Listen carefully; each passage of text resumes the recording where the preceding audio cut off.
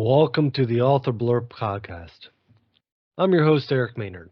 So, I want to make sure you're aware before the show even starts, there were some technical difficulties that I had.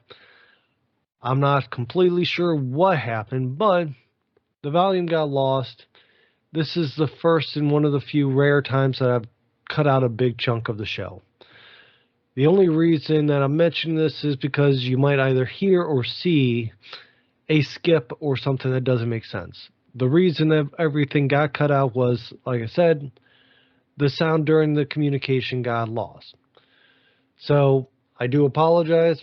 I hope the rest of the interview and everything sounds good to you and looks good if you're watching the show. But most of all, I hope you enjoy my conversation with Amy. It was quite interesting as always. These authors, I can't tell you how amazing they are. And I wish I could read all their books, but sadly enough, I don't have enough time to do that. But you might find that author, if it is Amy, if it's an author that we've had on previously, or an author coming up, there's plenty of authors that we have that you should be able to find somebody that you want to read their books. At least that's the goal of this show. So with that being said, again, I apologize for any gaps or any weirdness that you might hear or see during the show. I think I've gotten this figured out. Hopefully we don't have this happen again. But other than that, enjoy the show. Remember, authorblurb.com. If this is your first time listening, you can go to authorblurb.com to listen to other episodes, find stories and articles that were written, even like the article that Amy wrote that's on the website. You can also find the different features, different things, and be able to contact me. Because the things I do love to see is either 5-star ratings. Of course, everybody loves to see 5-star ratings. Reviews telling me how great I am and how much you love listening to me. And I enjoy emails telling me what you like and what you don't like. I love hearing from you one way or another. With that being said, I also love hearing that you're telling people about me. The more people that know about the show, the better I can do, the more I can grow it, and the more I can give to you. With that being said, thank you so much. I hope you enjoy the show, and I'll talk to you shortly. So I am here with Amy, and we're discussing her books that she has coming out this summer, or this year, actually.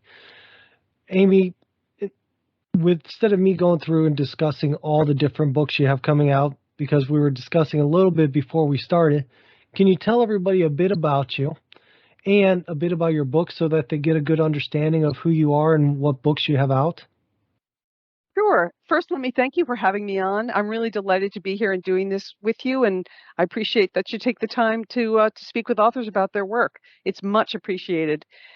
So I refer to myself as a multi-genre author because I just refuse to pick a lane as a writer.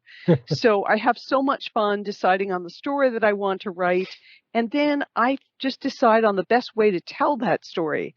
And each time I write in a new genre, I discover so much about why it's fun to write that kind of book. So, for example, this month, June, the Wild Rose Press brought out my time-traveling paranormal archaeology romance called The Nighthawkers. And I call this a great starter book for someone who's romance curious, meaning you might think, oh, romance, I don't think I want to read that. But really, it's not just all sort of mushy, lovey-dovey stuff. There's a real story here. There's science, there's artifacts and archaeology and going on digs, and there's a villain and there are twists. And readers seem to be having a lot of fun with it. And that is 180 degrees from the very dark mystery thriller that is coming out from Regal House Publishing in August, called The Potrero Complex. And that's a much sort of darker look at a post-pandemic world, but not exactly like ours, set in the near future, a bit different from where we are today. So I'm happy to go into more about all that, but that's a nutshell. Yeah, let's start off with the Nighthawkers. And that sounds like it's a mouthful in itself just going through the category. What is the story like? Who's involved in it? What's happening? How's it start off? Can Right. you give us some insight on that? Of course. The Nighthawkers is about an archaeologist who must choose between her handsome first lover and the irresistible stranger who helps her discover a powerful destiny. But what I'd like to say is that it's really a story about feeling lost and learning that you can't choose the right partner for you until you know yourself. So it really is a story of sort of self-discovery. Okay. Now, can you tell me a bit about who the main characters are? Who's all involved in this story? Sure, and I'm not going to give away everything, That's but fine. it starts out with our heroine and protagonist, Pauline, who is graduating with a master's in archaeology, and she finally, just as they're graduating, she finally notices the best looking guy in their class, who is named Gray, and let's just say that they fall hard and fast for one another. And Gray is intent on getting as rich as possible, as fast as possible. And Pauline is like, huh, well, all right, that seems okay. It's not what I've been thinking about, but hey. So they engage in something called night hawking, which is a real thing. So in England, for real now, in England, it's a real problem because England has so many ancient heritage sites because of the Roman occupation and all those centuries and centuries of civilizations. So Right. people go out at night with metal detectors on private lands, and they try and discover and dig up artifacts like precious Roman coins and anything that they can find. And this is incredibly illegal. And because it's considered part of the national heritage. And so this is like whole nefarious thing that goes on with people that do all this night hawking. I love the term and the idea so much. So I have my main characters doing a lot of night hawking, which is terrible. Um, but they have a lot of fun doing it. And they uncover some really amazing artifacts. And at the heart of the book, there's some real magic and mystery because Pauline has some abilities that she doesn't understand in herself. She can find any artifact anywhere in the world from any era at any time without digging for it. But that's a secret that she keeps to herself, and it's part of her journey of self-discovery as to where those abilities come from. Okay. So how did you end up getting into writing that story? I mean, it sounds like it has a lot of moving pieces, a lot of had to go into making it.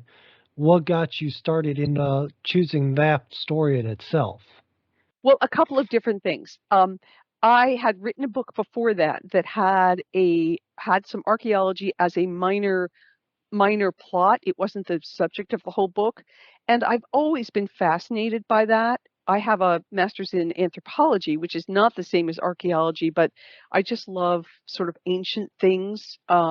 It's very romantic and interesting to me. And because I did some research for that other book in archaeology, I just thought, I am not done with this. So when I set out to write The Nighthawkers, I gave myself permission to do a lot of research, which I loved.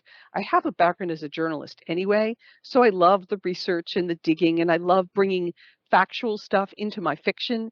And when you read The Nighthawkers, you won't be able to tell what's real and what I made up. Well, that sounds quite interesting. So, with that being said, why did you choose like that whole category section? Or did it just come along when you started writing it? So what do you mean by category section? So, like the genre that you have. So Hmm. you have it as just a wide range of genres that it's fitting into, where you said you're a multi-genre writer. What did you choose the genre, or did it just happen as you wrote it? Is it planned out, or do you do what most people call or refer to as being a discovery writer? Or pantsing, yeah. Yeah. No, I absolutely set out to make this one. The Nighthawkers is a romance. Now, what that means is that if you really are going to fit the romance genre, there's some rules you have to follow. You have to Mm-hmm. have a happily ever after ending or happily for now. I did find a happily ever after ending, and and the relationship between the main characters has to be key to the book, and that there has to be a romantic relationship. But I I'm going to make everything my own, so I've got some twists in there that you won't find in every romance, but I met the main conventions of the genre, so that it definitely is a romance novel. Okay. And when did you? This book just came out, if I'm not mistaken. You said just came out this month in June when we're interviewing this. Yes, it came out the first week of June, and I'm getting a lot of really, really good reviews. I'm happy about that, but I am so interested in finding more readers. Again, including those who may consider themselves sort of romance curious. It's a great way to touch on that genre if it's not one that you've looked at before. And if you have, I think a lot of romance readers, especially those who like paranormal romance, will enjoy it. Okay. So now is Nighthawkers going to be a standalone, or are you going to make that into a series? It is a standalone for now. I know series are so popular, but Mm-hmm.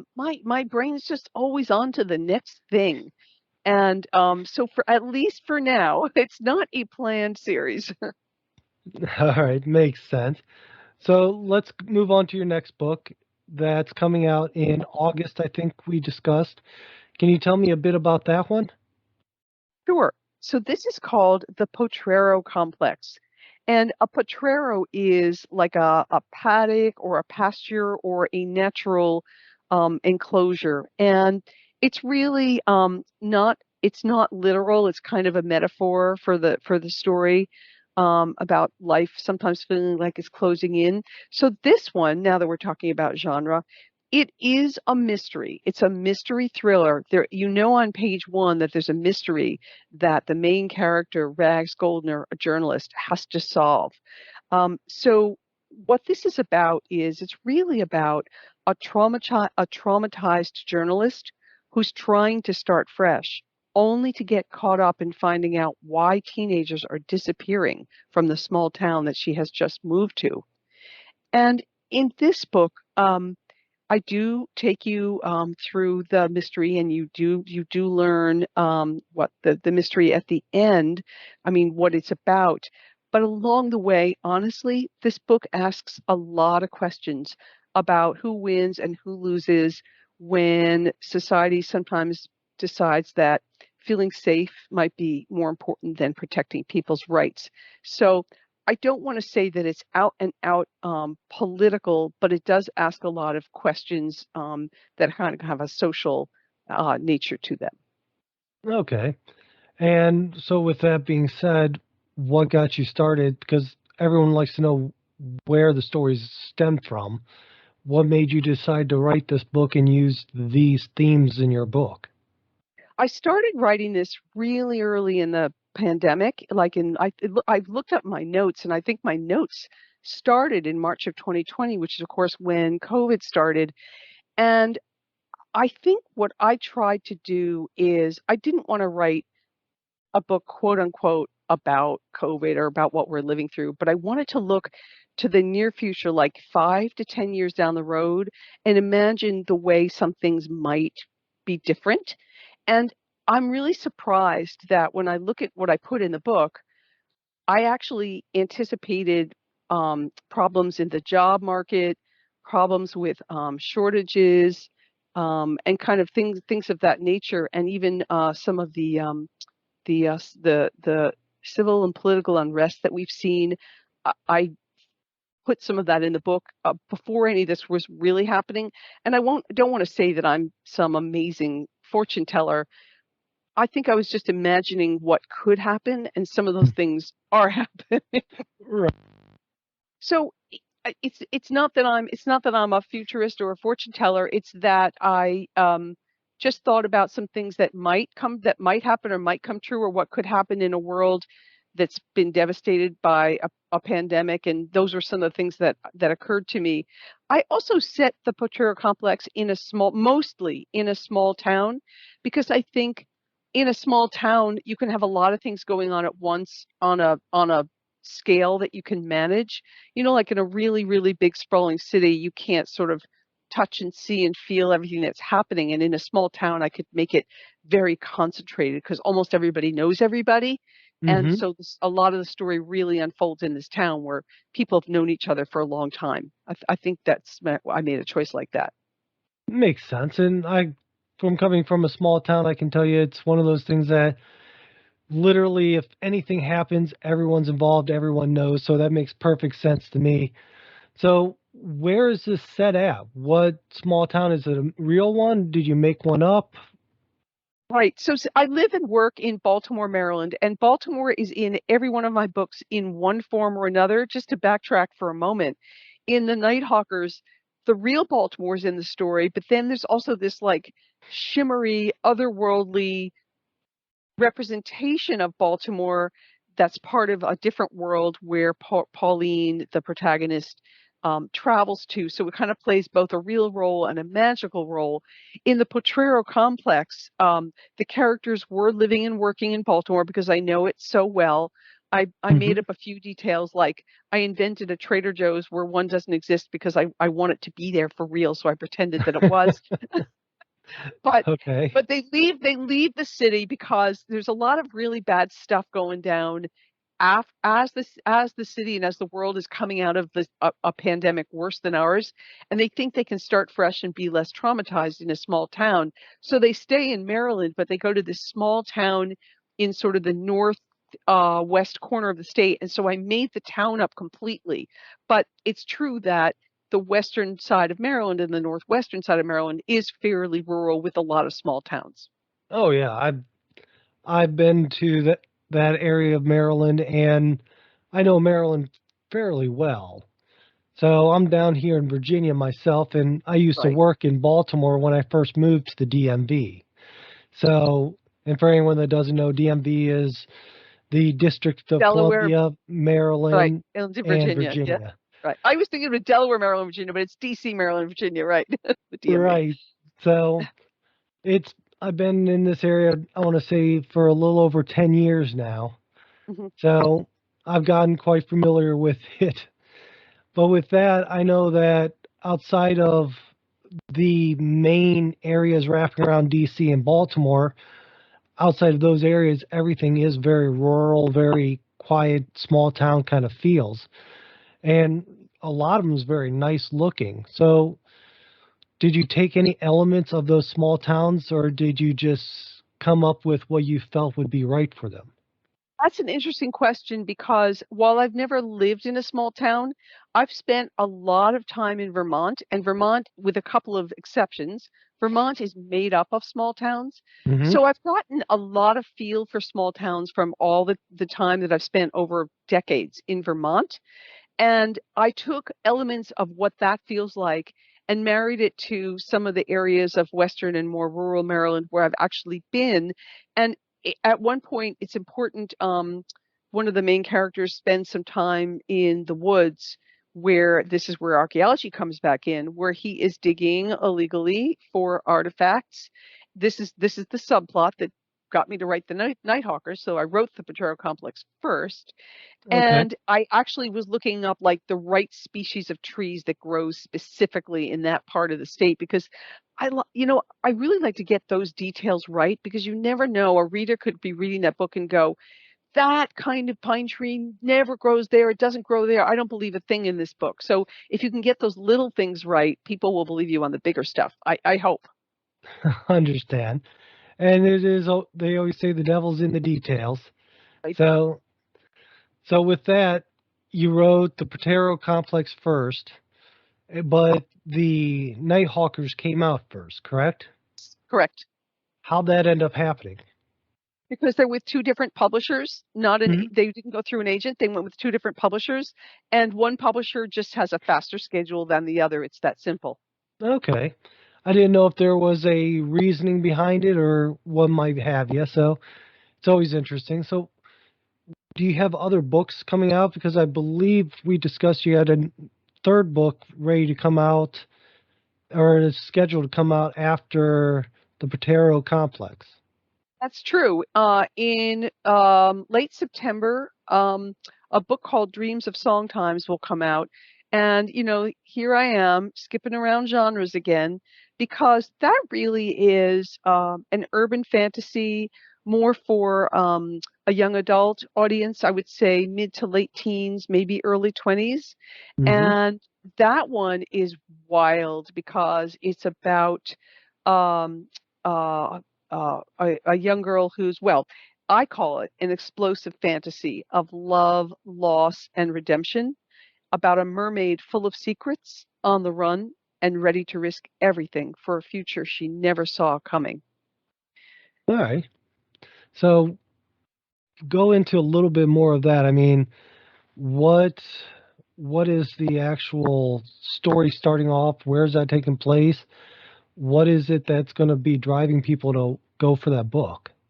So, Dreams of Songtimes is about a young girl who grows into a young woman, but she's half mermaid and half human. But I stayed away from a lot of the what you would think of as the conventions and tropes about mermaids, and kind of made up my own version of a mermaid. So she really comes from a culture that's really ancient, but that's been dying out. So they've got seek their own language, they've got secret rituals and things of this nature. And so this book is doing a couple things. On the one hand, you really are rooting for this girl to kind of find herself and figure things out and feel like she has a place in a world where she doesn't quite belong, because she keeps her identity quite hidden, um, because her people have been hunted down. So it's a story like that on the one hand. And on the other hand, I really wanted to write a book that could call out to any reader who feels like they don't fit, or they feel like they're the other, or they feel like they're just different from everyone, and what it really means to find yourself.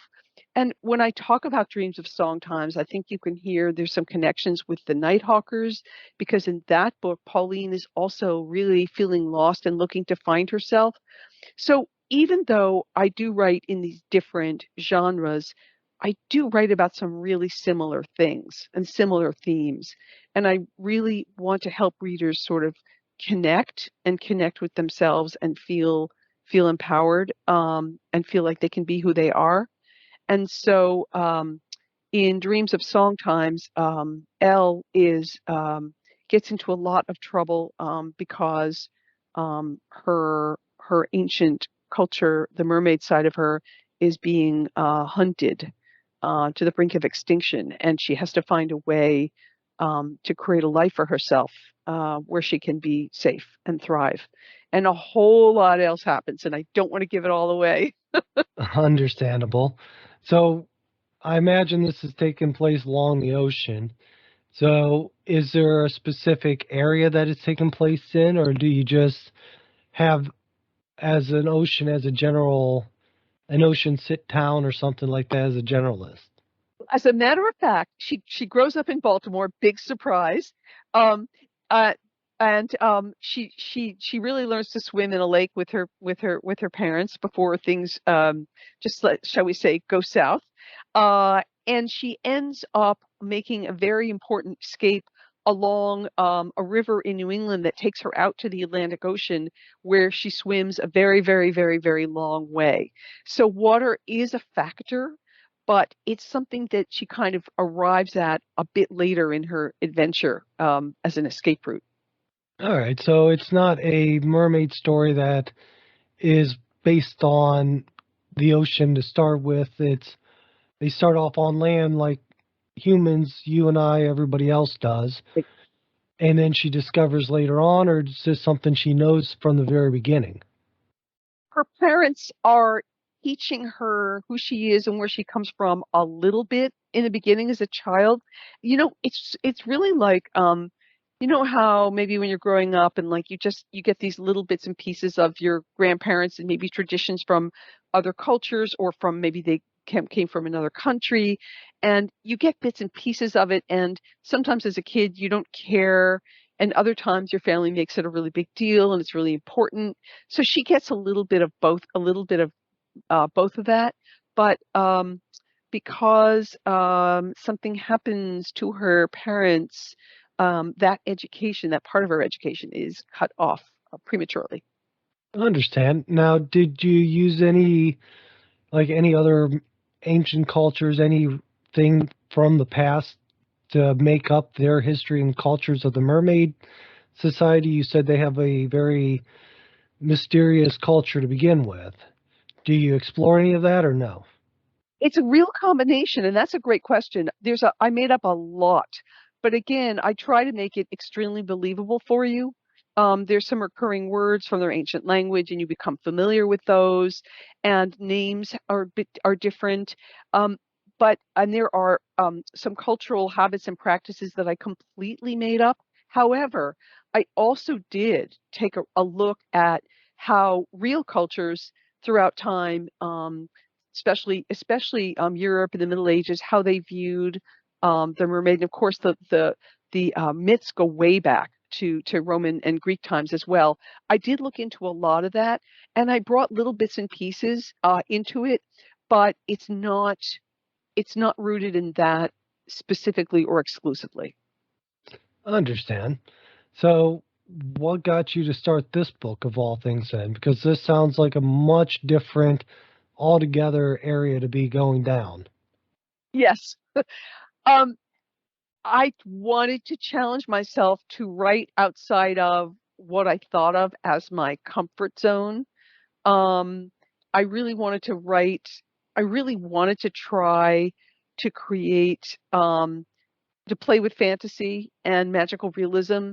And, there's bits and pieces of that maybe in each of the books, but this one pushed it the most. And, it's incredibly difficult when you're building a world, even though I call this an urban fantasy because that genre tends to speak to it's in a contemporary setting with in the real world, but with magical stuff going on, and that Hmm. is definitely what's happening in this book. And it was a real challenge to make all those things fit. And of course, again, you want to earn the reader's trust and confidence. You want them to take that ride and completely believe in it. I understand. So, with all that being said, what initially got you into writing? I mean, I know a lot of people have always said, "Oh, I'm gonna write a book," and they get a paragraph in, and they're like, "Well, there's that," or I can't tell you. After I put out my first book, second and third, I get messages. I have a great idea for a book. I'll sell you the idea. You can write it. So you always have people with great ideas, people that want to write a book and they get a little bit in. Writing a book does take a lot of dedication, for most people that I've spoken with, a lot of emotional on different levels to get through it. And that's just writing. That doesn't include the editing and everything else that goes through it. What got you to sit there and say, okay, after you wrote the first book or you decided to write the first book, you realize how much of a pain you probably had to go through to get it, and then you said, I enjoy all this suffering. Let's do it again. What was your experience? What got you to do this? Well, you're right. I mean, there is suffering of a sort, isn't there? And I think people who write books and really finish them are just driven to do that thing, to live with that story, to figure it out, to get through the problems, to keep going. And in the middle of all my books, I would get to a point and be like, I just don't know if I can finish this. I don't know if I've really figured it out. I think it's all falling apart. And I just push myself past that and through that. I think it's a bit of a mystery why those of us who do it do it. And I think we just are motivated. I don't know how else to put it because we could do other things with our time, but that's one of the things we do with our time. And, it's just, I just didn't want to go through my life without writing books. I guess it's that simple. I understand. So, after all that, do you plan on continuously writing? Do you have a goal of what you want to get done, or is this you want to write until the last day, or what is your outlook for it? Yeah, yes. My outlook is to keep writing, to keep exploring genres, or possibly to return to genres I've already written in. I haven't decided that yet.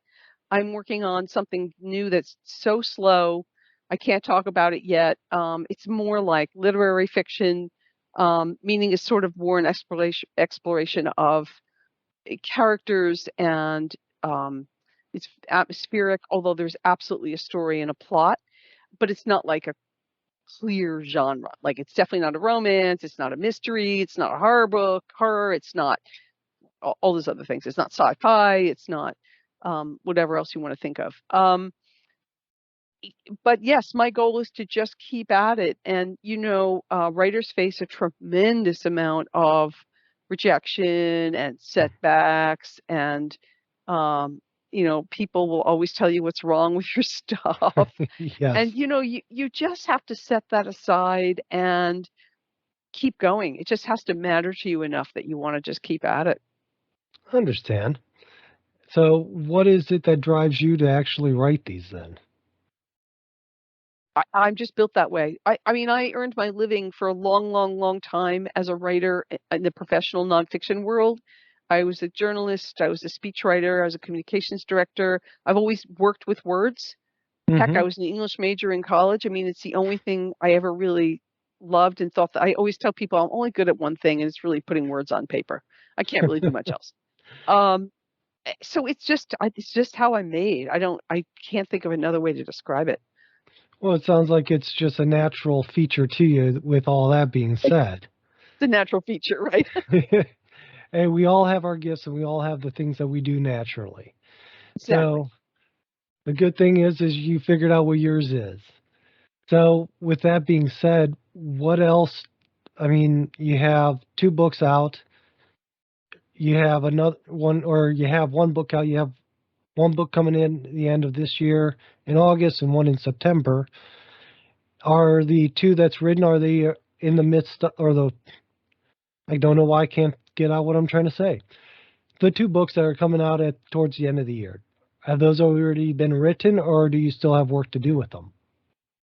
Well, okay, so just to recap, the Nighthawkers is out for sale on Right. all the usual places.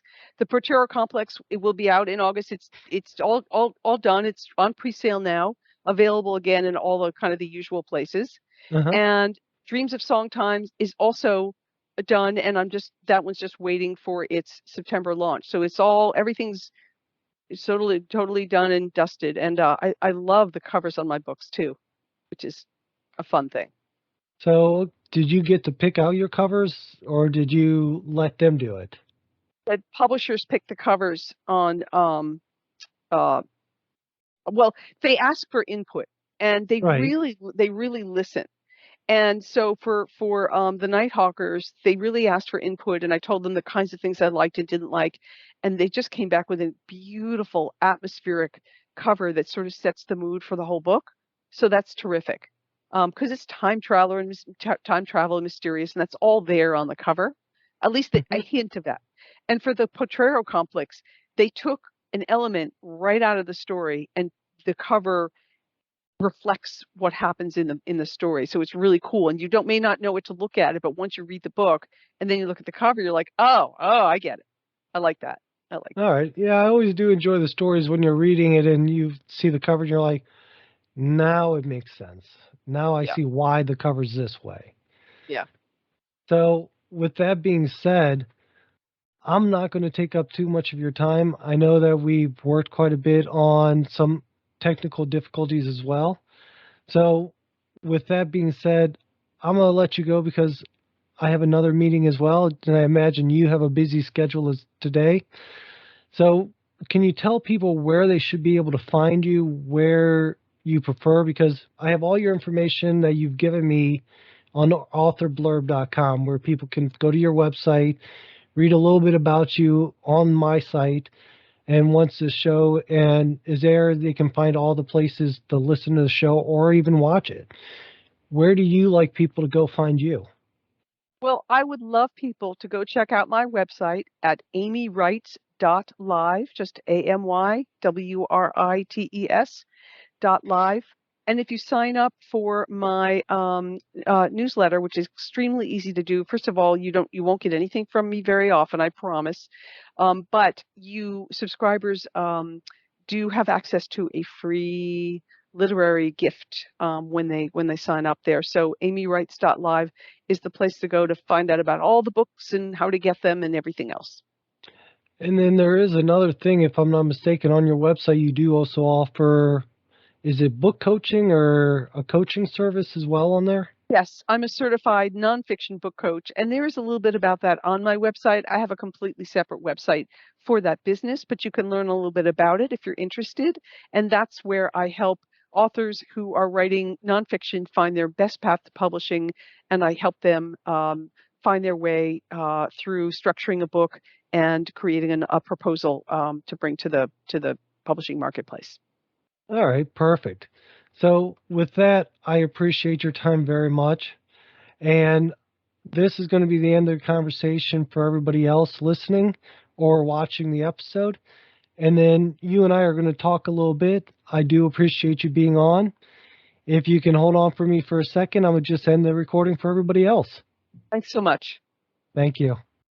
So you've heard the show. You heard Amy and I discuss her books, the different reasons that she's written it, where she gets her inspiration, all these things. I really hope you enjoyed it. I hope that everything that I was able to discuss with her answers a lot of your questions, and we get all that information that you want to know and why you should buy her book. With that being said, I appreciate you being here. I do apologize. I can't apologize enough, obviously, for the fact of there was technical difficulties. I feel bad about it, but there's nothing I can do at this point. Other than that, I hope you enjoyed it. I want you to remember authorblurb.com. Right there, you can find everything about the show you need. You can find where else the show is streaming, where the videos are. You can find articles written by other authors, profiles of the authors and prior authors that's been on. Even upcoming authors are listed there. So I want you to enjoy as much of this and get as much out of this as you possibly can, because again, this is all about connecting readers and authors to be able to find that story that the readers just can't get enough of. And obviously the readers are you. So that's why I want you to enjoy this as much as I can. Thank you. As always, leave me a review, send me an email, let me know how I'm doing. Things like that really does help me, and I enjoy hearing from you. So you have a good day, and I'll look forward to having you join me on the next episode where I talk with another author that hopefully entertains you quite a bit. So thank you, and have a good day.